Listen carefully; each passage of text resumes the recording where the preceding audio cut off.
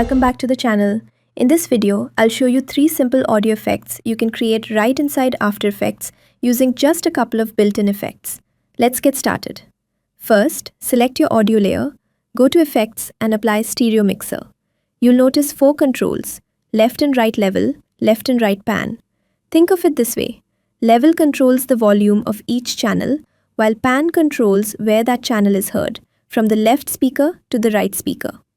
For this tutorial, we'll only be using left level and right level. Let's start by playing the audio from only the left channel. First, enable keyframes for left level and right level. Move a few frames forward and set the left level to 100 and the right level to 0. Let's hear the difference.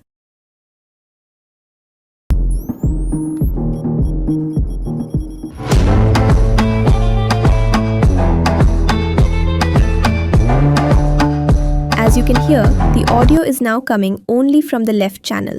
Now let's switch it to the right. Move a little further on the timeline, add another pair of keyframes, then set the left level to 0 and the right level to 100. Let's play it back.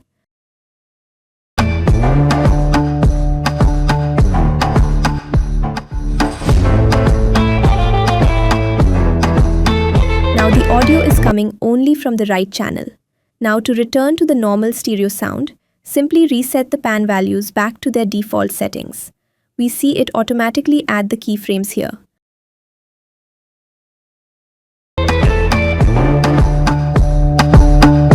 Now let's create a muffled effect. Go to Effects and apply Bass and Treble. Bass controls the low frequencies in your audio. Increasing the bass makes your music sound fuller and more powerful. Treble controls the high frequencies.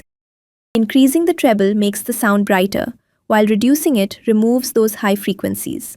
For this example, I've set the bass to 5 and the treble to -80. Let's hear how it sounds.